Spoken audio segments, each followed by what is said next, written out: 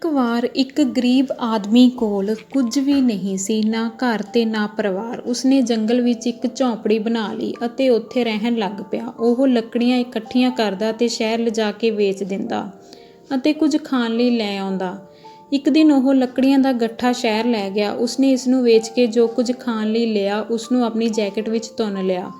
ਰਸਤੇ ਵਿੱਚ ਉਹ ਬਾਦਸ਼ਾਹ ਦੇ ਮਹਿਲ ਕੋਲੋਂ ਦੀ ਲੰਘਿਆ। ਬਾਦਸ਼ਾਹ ਦੀ ਧੀ ਉਸਨੂੰ ਦੇਖ ਕੇ ਆਖਣ ਲੱਗੀ, ਪਿਤਾ ਜੀ ਦੇਖੋ, ਸ਼ੈਤਾਨ ਆ ਰਿਹਾ ਹੈ। ਉਸਦੇ ਪਿਤਾ ਨੇ ਦੇਖਿਆ ਤੇ ਕਿਹਾ ਕਿ ਇਹ ਤਾਂ ਇੱਕ ਗਰੀਬ ਆਦਮੀ ਹੈ, ਸ਼ੈਤਾਨ ਨਹੀਂ। ਬਾਦਸ਼ਾਹ ਨੂੰ ਆਪਣੀ ਧੀ ਅਤੇ ਗੁੱਸਾ ਆ ਗਿਆ। ਉਹ ਆਖਣ ਲੱਗਿਆ, ਇਹ ਸ਼ੈਤਾਨ ਨਹੀਂ, ਆਦਮੀ ਹੈ। ਇਹ ਆਦਮੀ ਕਿਵੇਂ ਹੋ ਸਕਦਾ? ਇਹ ਤਾਂ ਸਾਰਾ ਕਾਲਾ ਹੈ ਅਤੇ ਇਸਦੇ ਕੱਪੜੇ ਵੀ ਕਿੰਨੇ ਅਜੀਬ ਹਨ। ਇਹ ਸ਼ੈਤਾਨ ਹੀ ਹੈ। ਰਾਜਕੁਮਾਰੀ ਨੇ ਜ਼ੋਰ ਦੇ ਕੇ ਕਿਹਾ। ਬਾਦਸ਼ਾਹ ਅਤੇ ਉਸਦੀ ਧੀ ਬਹਿਸ ਕਰਨ ਲੱਗ ਪਏ। ਬਾਦਸ਼ਾਹ ਨੂੰ ਇੰਨਾ ਗੁੱਸਾ ਆਇਆ ਕਿ ਉਸਨੇ ਗੁੱਸੇ ਵਿੱਚ ਰਾਜਕੁਮਾਰੀ ਨੂੰ ਉਸ ਗਰੀਬ ਆਦਮੀ ਨਾਲ ਵਿਆਹ ਕਰਨ ਲਈ ਆਖ ਦਿੱਤਾ ਅਤੇ ਇਹ ਵੀ ਕਹਿ ਦਿੱਤਾ ਕਿ ਜੇ ਉਹ ਇਨਕਾਰ ਕਰੇਗੀ ਤਾਂ ਉਸਦਾ ਸਿਰ ਕਟਵਾ ਦਿੱਤਾ ਜਾਵੇਗਾ। ਰਾਜਕੁਮਾਰੀ ਇੰਨੀ ਡਰ ਗਈ ਕਿ ਉਸਨੇ ਮਰਨ ਨਾਲੋਂ ਗਰੀਬ ਆਦਮੀ ਨਾਲ ਵਿਆਹ ਕਰਨ ਨਾਲ ਫੈਸਲਾ ਲਿਆ। ਉਸਨੇ ਕੁਝ ਚੀਜ਼ਾਂ ਗਠੜੀ ਵਿੱਚ ਬੰਨ੍ਹੀਆਂ ਅਤੇ ਉਸਦੇ ਪਿੱਛੇ ਦੌੜਦੀ ਨੇ ਆਵਾਜ਼ ਮਾਰੀ, ਰੁਕੋ। ਗਰੀਬ ਆਦਮੀ ਨੇ ਇੱਕ ਵਾਰ ਤਾਂ ਮੁੜ ਕੇ ਦੇਖਿਆ, ਪਰ ਇਹ ਸੋਚ ਕੇ ਕਿ ਇੰਨੀ ਖੂਬਸੂਰਤ ਮੁਟਿਆਰ ਉਸਨੂੰ ਆਵਾਜ਼ ਨਹੀਂ ਮਾਰ ਸਕਦੀ, ਉਹ ਆਪਣੇ ਰਸਤੇ 'ਤੇ ਚੱਲਦਾ ਰਿਹਾ। ਅੱਗੇ ਜਾ ਕੇ ਗਰੀਬ ਆਦਮੀ ਆਪਣੀ ਝੌਂਪੜੀ ਵਿੱਚ ਵੜ ਗਿਆ ਅਤੇ ਰਾਜਕੁਮਾਰੀ ਉਸਦੇ ਪਿੱਛੇ ਚਲੀ ਗਈ। ਤੂੰ ਇੱਥੇ ਕਿਉਂ ਆਈ ਹੈ? ਗਰੀਬ ਆਦਮੀ ਨੇ ਪੁੱਛਿਆ। ਮੈਂ ਤੇਰੇ ਨਾਲ ਵਿਆਹ ਕਰਾਉਣਾ ਪੈਣਾ, ਉਸਨੇ ਆਖਿਆ। ਇੱਕ ਵਾਰ ਤਾਂ ਗਰੀਬ ਆਦਮੀ ਡਰ ਗਿਆ, ਫਿਰ ਉਸਨੇ ਸੋਚਿਆ ਕਿ ਉਹ ਉਸਨੂੰ ਖੁਆਏਗਾ ਕਿੱਥੋਂ। ਇਹ ਸੋਚ ਕੇ ਉਸਨੇ ਰਾਜਕੁਮਾਰੀ ਨੂੰ ਕਿਹਾ, ਮੈਂ ਤਾਂ ਮਸਾਂ ਆਪਣਾ ਗੁਜ਼ਾਰਾ ਲੱਕੜਾਂ ਵੇਚ ਕੇ ਕਰਦਾ, ਮੈਂ ਤੈਨੂੰ ਕਿਵੇਂ ਰੱਖ ਸਕਦਾ? ਚਿੰਤਾ ਨਾ ਕਰ, ਮੈਂ ਆਪਣਾ ਗੁਜ਼ਾਰਾ ਵੀ ਕਰ ਲਵਾਂਗੀ ਤੇ ਤੇਰਾ ਵੀ ਹੋ ਜਾਵੇਗਾ, ਰਾਜਕੁਮਾਰੀ ਨੇ ਆਖਿਆ। ਫਿਰ ਉਹ ਆਖਣ ਲੱਗੀ, ਆਹ ਸਕਾਫ ਦੇਖ ਜਿਹੜਾ ਮੈਂ ਬੁਣਿਆ, ਇਹ 500 ਸੋਨੇ ਦੇ ਸਿੱਕਿਆਂ ਦਾ ਹੈ। ਕੀਮਤ ਇਸ ਵਿੱਚ ਬੁਣੀ ਹੋਈ ਹੈ। ਇਸ ਨੂੰ ਵੇਚ ਕੇ ਧਨ ਘਰ ਲੈ ਆ। ਗਰੀਬ ਆਦਮੀ ਸਕਾਫ ਲੈ ਕੇ ਮੰਡੀ ਚਲਾ ਗਿਆ। ਇੱਕ ਸੌਦਾਗਰ ਨੇ ਸਕਾਫ ਦੀ ਕੀਮਤ ਪੁੱਛੀ। ਕੀਮਤ ਤਾਂ ਇਸ ਦੇ ਵਿੱਚ ਹੀ ਬੁਣੀ ਹੋਈ ਹੈ, ਗਰੀਬ ਆਦਮੀ ਨੇ ਕਿਹਾ। ਮੇਰੇ ਨਾਲ ਘਰ ਚੱਲ, ਮੈਂ ਤੈਨੂੰ ਇਸ ਦੀ ਕੀਮਤ ਦੇ ਦਿਆਂਗਾ, ਉਸਨੇ ਆਖਿਆ। ਉਹ ਗਰੀਬ ਆਦਮੀ ਨੂੰ ਆਪਣੇ ਘਰ ਲੈ ਗਿਆ। ਉਸਨੂੰ ਗਰੀਬ ਆਦਮੀ ਨੂੰ ਸੋਨੇ ਦੇ 500 ਸਿੱਕੇ ਦਿੱਤੇ ਤੇ ਚੰਗਾ ਖਵਾ ਪਿਆ ਕੇ ਵਾਪਸ ਭੇਜ ਦਿੱਤਾ। ਗਰੀਬ ਆਦਮੀ ਧਨ ਘਰ ਲੈ ਆਇਆ। ਉਸਦੀ ਪਤਨੀ ਨੇ ਇੱਕ ਹੋਰ ਸਕਾਫ ਬੁਣਿਆ ਜਿਸ ਦੀ ਓਨੀ ਹੀ ਕੀਮਤ ਸੀ ਅਤੇ ਆਪਣੇ ਪਤੀ ਨੂੰ ਫੜਾਉਂਦਿਆਂ ਆਖਣ ਲੱਗੀ, ਇਸ ਨੂੰ ਵੀ ਮੰਡੀ ਵੇਚ ਆਓ। ਉਸਨੇ ਦੂਜਾ ਸਕਾਫ ਵੀ ਮਾਰਕੀਟ ਲਿਜਾ ਕੇ ਵੇਚਣ ਦੀ ਬਹੁਤ ਕੋਸ਼ਿਸ਼ ਕੀਤੀ, ਪਰ ਉਹ ਨਾ ਵਿਕਿਆ। ਇੱਕ ਆਦਮੀ ਨੇ ਉਸਦੀ ਕੀਮਤ ਪੁੱਛੀ ਅਤੇ ਆਖਣ ਲੱਗਾ, ਮੇਰੇ ਕੋਲ ਧਨ ਨਹੀਂ, ਪਰ ਜੇ ਤੂੰ ਚਾਹੇ ਤਾਂ ਧਨ ਦੀ ਥਾਂ 3 ਨਸੀਹਤਾਂ ਦੇ ਸਕਦਾ ਹਾਂ। ਨਹੀਂ, ਮੈਂ ਇਸਨੂੰ ਨਸੀਹਤਾਂ ਬਦਲੇ ਨਹੀਂ ਵੇਚਾਂਗਾ, ਗਰੀਬ ਆਦਮੀ ਨੇ ਕਿਹਾ। ਉਹ ਸਕਾਫ ਲੈ ਕੇ ਘਰ ਮੋੜ ਆਇਆ। ਕੀ ਕਿਸੇ ਨੇ ਵੀ ਇਸ ਨੂੰ ਖਰੀਦਣਾ ਨਹੀਂ ਚਾਹਿਆ? ਪਤਨੀ ਨੇ ਪੁੱਛਿਆ। ਨਹੀਂ, ਕਿਸੇ ਨੇ ਮੈਨੂੰ ਇਸ ਦੇ ਬਦਲੇ 3 ਨਸੀਹਤਾਂ ਦੀ ਪੇਸ਼ਕਸ਼ ਕੀਤੀ ਸੀ, ਪਰ ਮੈਂ ਨਾ ਕਰ ਦਿੱਤੀ, ਪਤੀ ਨੇ ਆਖਿਆ। ਪਤਨੀ ਗੁੱਸੇ 'ਚ ਬੋਲੀ, ਝਟਪਟ ਵਾਪਸ ਚਲਾ ਜਾ। ਉਸੇ ਆਦਮੀ ਨੂੰ ਲੱਭ ਕੇ ਉਸਨੂੰ ਨਸੀਹਤਾਂ ਬਦਲੇ ਸਕਾਫ ਵੇਚ ਆ। ਫਿਰ ਉਹ ਮੰਡੀ ਚਲਾ ਗਿਆ। ਉਹ ਕਿੰਨਾ ਚਿਰ ਉਸ ਆਦਮੀ ਨੂੰ ਲੱਭਦਾ ਰਿਹਾ ਅਤੇ ਜਦੋਂ ਵਾਪਸ ਮੁੜਨ ਲੱਗਿਆ ਤਾਂ ਅਖੀਰ ਉਹ ਆਦਮੀ ਉਸਨੂੰ ਮਿਲ ਹੀ ਗਿਆ। ਗਰੀਬ ਆਦਮੀ ਨੇ ਉਸ ਆਦਮੀ ਨੂੰ ਕਿਹਾ, ਮੈਂ 3 ਨਸੀਹਤਾਂ ਬਦਲੇ ਤੈਨੂੰ ਸਕਾਫ ਵੇਚਣ ਲਈ ਤਿਆਰ ਹਾਂ, ਮੇਰੇ ਨਾਲ ਆ ਜਾ। ਆਦਮੀ ਨੇ ਕਿਹਾ। ਆਦਮੀ ਉਸਨੂੰ ਘਰ ਲੈ ਗਿਆ ਅਤੇ ਆਖਣ ਲੱਗਿਆ ਕਿ ਪਹਿਲੀ ਨਸੀਹਤ ਇਹ ਹੈ ਕਿ ਸੋਚਣ ਤੋਂ ਬਿਨਾਂ ਕੁਝ ਨਾ ਕਹੋ, ਸਗੋਂ ਪਹਿਲਾਂ ਸੋਚੋ ਤੇ ਫਿਰ ਕੁਝ ਕਹੋ। ਦੂਜੀ ਇਹ ਹੈ ਕਿ ਜੇ ਤੁਹਾਨੂੰ ਕਿਸੇ ਵਿਅਕਤੀ ਬਾਰੇ ਕੁਝ ਦੱਸਿਆ ਜਾਵੇ, ਇਹ ਚਾਹੇ ਕੁਝ ਵੀ ਹੋਵੇ, ਚਾਹੇ ਇਹ ਵੀ ਕਿ ਉਹ ਤੁਹਾਨੂੰ ਮਾਰਨਾ ਚਾਹੁੰਦਾ ਹੈ, ਤਾਂ ਉਸ ਵਿਅਕਤੀ ਨੂੰ ਮਾਰਨ ਦੀ ਕਾਹਲ ਨਾ ਕਰੋ, ਪਹਿਲਾਂ ਇਹ ਜਾਣੋ ਕਿ ਇਹ ਸੱਚ ਹੈ। ਅਤੇ ਤੀਜੀ ਇਹ ਕਿ ਜੇ ਤੁਸੀਂ ਦਰਿਆ ਕੋਲ ਹੋ ਅਤੇ ਤੁਹਾਨੂੰ ਕੋਈ ਪੁੱਛਦਾ ਹੈ ਕਿ ਇੱਥੇ ਪਤਨ ਹੈ, ਤਾਂ ਲਾਪਰਵਾਹੀ ਨਾਲ ਇਹ ਕਹਿਣਾ ਉਚਿਤ ਨਹੀਂ ਕਿ ਮੇਰੇ ਖਿਆਲ ਵਿੱਚ ਹੈ, ਕਿਉਂਕਿ ਅੱਗੇ ਜਾ ਕੇ ਡੁੱਬ ਸਕਦਾ ਹੈ। ਤੁਹਾਨੂੰ ਕਹਿਣਾ ਚਾਹੀਦਾ ਹੈ ਕਿ ਮੈਨੂੰ ਨਹੀਂ ਪਤਾ, ਤੁਸੀਂ ਆਪ ਹੀ ਵੇਖ ਲਓ। ਫਿਰ ਉਸਨੇ ਗਰੀਬ ਆਦਮੀ ਨੂੰ ਮਹਿੰਗੇ ਤੋਹਫੇ ਦੇ ਕੇ ਘਰ ਭੇਜ ਦਿੱਤਾ। ਗਰੀਬ ਆਦਮੀ ਨੇ ਘਰ ਜਾ ਕੇ ਆਪਣੀ ਪਤਨੀ ਨੂੰ 3 ਨਸੀਹਤਾਂ ਦੱਸੀਆਂ। ਪਤਨੀ ਨੇ ਕਿਹਾ, ਇਹ ਨਸੀਹਤਾਂ ਕਦੇ ਨਾ ਭੁੱਲੀ, ਇਹ ਔਖੇ ਵੇਲੇ ਕੰਮ ਆਉਣਗੀਆਂ। ਹੁਣ ਤੂੰ ਕੋਈ ਕੰਮ ਲੱਭ ਲੈ, ਧਨ ਕਮਾ ਕੇ ਲਿਆ, ਫਿਰ ਆਪਾਂ ਬਲਦਾਂ ਦੀ ਜੋੜੀ ਖਰੀਦਾਂਗੇ ਤੇ ਮੌਜ ਕਰਾਂਗੇ। ਗਰੀਬ ਆਦਮੀ ਨੇ ਸ਼ਹਿਰ ਵੱਲ ਨੂੰ ਤੁਰ ਪਿਆ। ਰਸਤੇ ਵਿੱਚ ਉਸਨੂੰ 3 ਸੌਦਾਗਰ ਮਿਲੇ। ਸ਼ੁਭ ਦਿਨ, ਸੌਦਾਗਰਾਂ ਨੇ ਆਖਿਆ। ਸ਼ੁਭ ਦਿਨ, ਗਰੀਬ ਆਦਮੀ ਨੇ ਆਖਿਆ। ਕੀ ਤੂੰ ਸਾਡੇ ਲਈ ਕੰਮ ਕਰੇਂਗਾ? ਕਿਉਂ ਨਹੀਂ, ਜ਼ਰੂਰ ਕਰਾਂਗਾ। 60 ਸਾਲ ਭਰ ਦਾ ਕੀ ਲਏਂਗਾ? ਸੋਨੇ ਦੇ 60 ਸਿੱਕੇ। ਸੌਦਾਗਰਾਂ ਨੇ ਉਸਨੂੰ ਉਸਦੀ ਸਾਲ ਭਰ ਦੀ ਮਜ਼ਦੂਰੀ ਪੇਸ਼ਗੀ ਦੇ ਰੂਪ ਵਿੱਚ ਦੇ ਦਿੱਤੀ। ਗਰੀਬ ਆਦਮੀ ਨੇ ਧਨ ਲਿਆ ਅਤੇ ਆਪਣੇ ਇੱਕ ਵਤਨੀ ਕੋਲ ਘਰ ਭੇਜ ਦਿੱਤਾ। ਆਪ ਉਹ ਸੌਦਾਗਰਾਂ ਦੇ ਪਿੱਛੇ ਪਿੱਛੇ ਚੱਲ ਪਿਆ। ਉਹ 3 ਦਿਨ ਅਤੇ 3 ਰਾਤਾਂ ਚੱਲਦੇ ਰਹੇ। ਉਹਨਾਂ ਨੂੰ ਕਿਤੇ ਪਾਣੀ ਨਾ ਮਿਲਿਆ। ਫਿਰ ਉਹ ਇੱਕ ਪਹਾੜ ਦੇ ਰਸਤੇ 'ਤੇ ਆ ਗਏ। ਪਹਾੜ ਦੇ ਪਿੱਛੇ ਖੱਡ ਵਿੱਚ ਇੱਕ ਚਸ਼ਮਾ ਸੀ। ਸੌਦਾਗਰਾਂ ਨੇ ਉਸਨੂੰ ਇੱਕ ਜੱਗ ਫੜਾਉਂਦਿਆਂ ਆਖਿਆ, ਖੱਡ ਵਿੱਚੋਂ ਸਾਡੇ ਲਈ ਪਾਣੀ ਲੈ ਆ। ਉਹ ਉਸਨੂੰ ਉਸਦੀ ਮੌਤ ਕੋਲ ਭੇਜ ਰਹੇ ਸਨ। ਪਾਣੀ ਦੇ ਉਸ ਜੱਗ ਕਰਕੇ ਉਸਨੇ ਮਰ ਜਾਣਾ ਸੀ।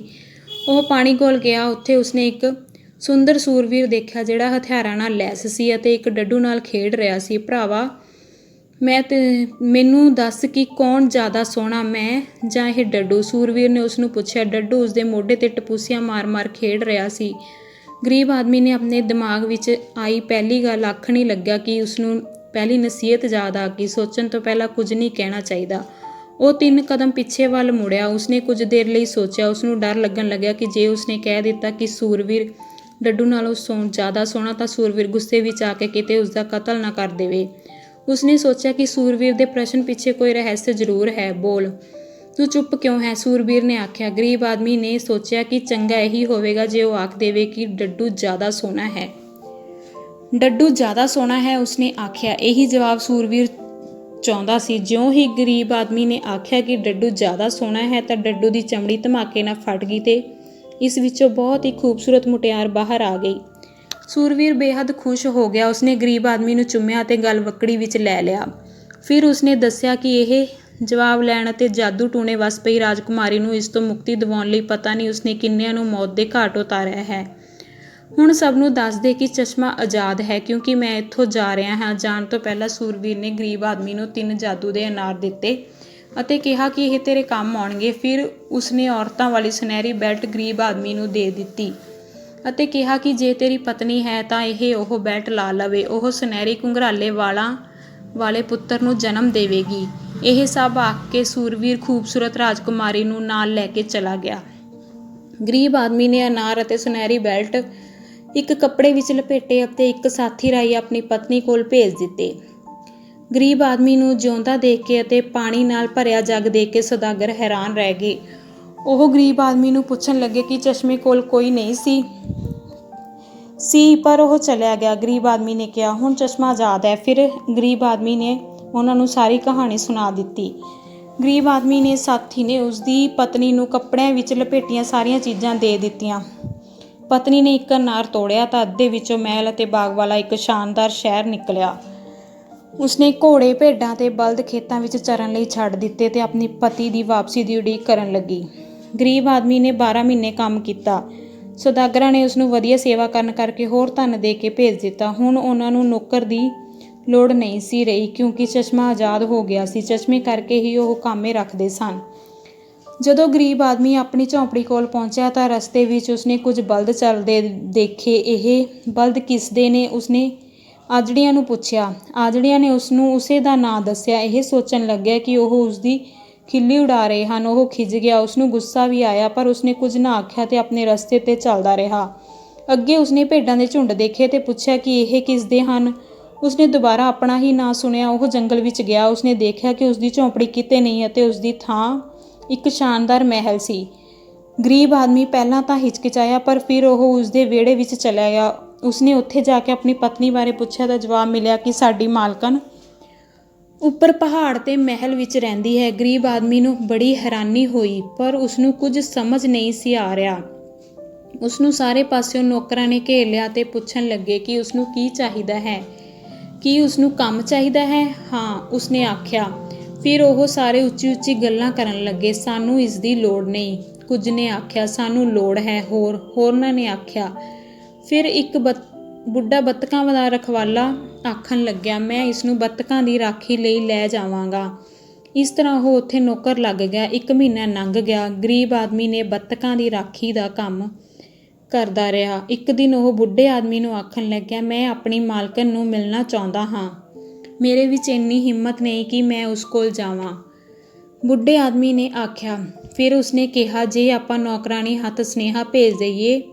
ਉਹਨਾਂ ਨੇ ਨੌਕਰਾਣੀ ਹੱਥ ਸੁਨੇਹਾ ਭੇਜ ਦਿੱਤਾ ਕਿ ਇੱਕ ਆਦਮੀ ਜਿਹੜਾ 1 ਮਹੀਨੇ ਤੋਂ ਇੱਥੇ ਕੰਮ ਕਰ ਰਿਹਾ ਹੈ ਮਾਲਕਣ ਨੂੰ ਮਿਲਣਾ ਚਾਹੁੰਦਾ ਹੈ।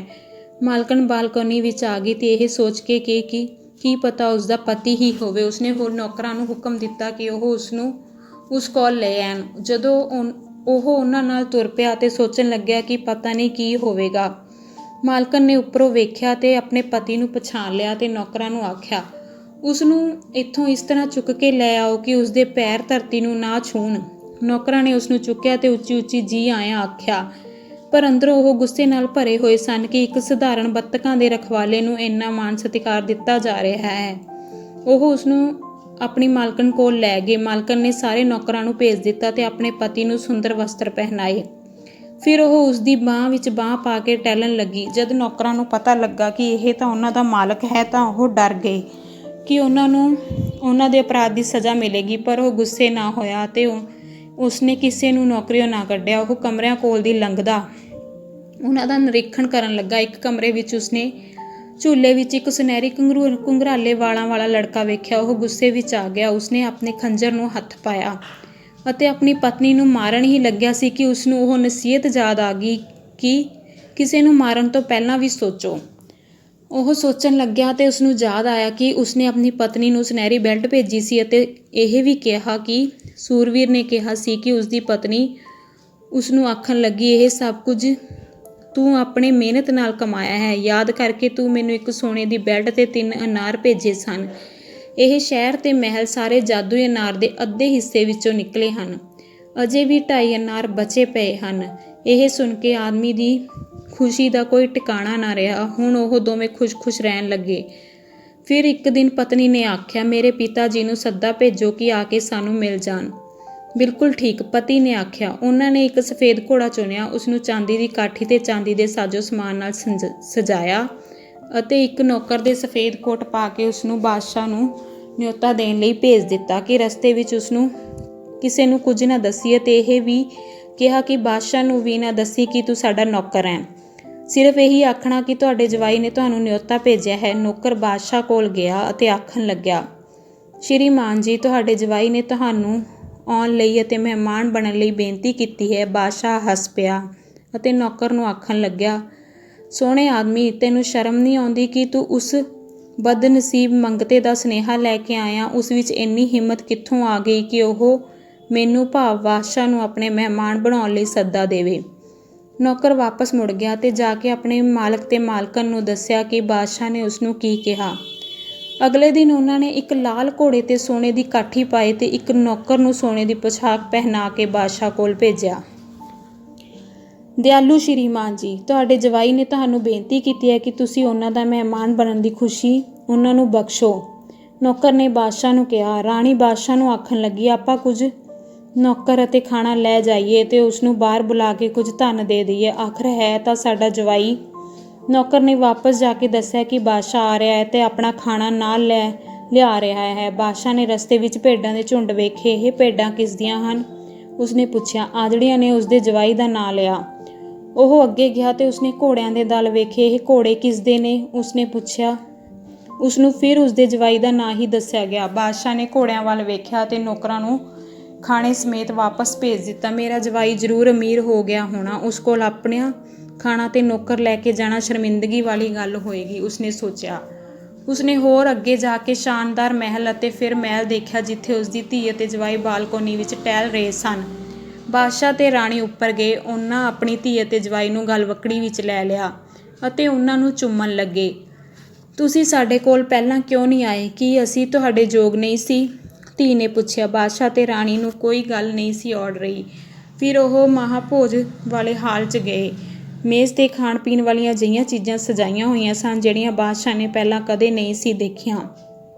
ਜਦੋਂ ਉਹ ਖਾਣਾ ਖਾ ਚੁੱਕੇ ਤਾਂ ਧੀ ਨੇ ਆਪਣੇ ਪਿਤਾ ਨੂੰ ਆਖਿਆ, ਪਿਤਾ ਜੀ, ਮੈਂ ਤੁਹਾਨੂੰ ਕੁਝ ਵੇਚਣਾ। ਉਹ 2.5 ਅਨਾਰ ਲੈ ਆਈ ਤੇ ਆਖਣ ਲੱਗੀ, ਜੇ ਤੁਸੀਂ ਇਹ ਖਰੀਦ ਸਕਦੇ ਹੋ ਤਾਂ ਖਰੀਦ ਲਓ। ਬਾਦਸ਼ਾਹ ਨੇ ਉਸਨੂੰ 2 ਅਨਾਰਾਂ ਬਦਲੇ ਧਨ ਦੇ ਦਿੱਤਾ, ਪਰ ਉਸ ਕੋਲ ਬਚਿਆ ਅੱਧਾ ਅਨਾਰ ਖਰੀਦਣ ਲਈ ਧਨ ਨਹੀਂ ਸੀ ਰਿਹਾ। ਫਿਰ ਬਾਦਸ਼ਾਹ ਨੇ ਆਪਣੀ ਜਵਾਈ ਨੂੰ ਆਸ਼ੀਰਵਾਦ ਦਿੱਤਾ ਤੇ ਆਪਣੀ ਜੰਜੀਰੀ ਉਸਦੀ ਗਰਦਨ ਦੁਆਲੇ ਪਾ ਦਿੱਤੀ ਤੇ ਆਪਣਾ ਰਾਜ ਭਾਗ ਉਸਨੂੰ ਸੌਂਪ ਦਿੱਤਾ। ਜੇਕਰ ਤੁਹਾਨੂੰ ਇਹ ਕਹਾਣੀ ਵਧੀਆ ਲੱਗੀ ਤਾਂ ਲਾਈਕ, ਸ਼ੇਅਰ ਤੇ ਚੈਨਲ ਨੂੰ ਸਬਸਕ੍ਰਾਈਬ ਜ਼ਰੂਰ ਕਰ ਲਿਓ। ਧੰਨਵਾਦ।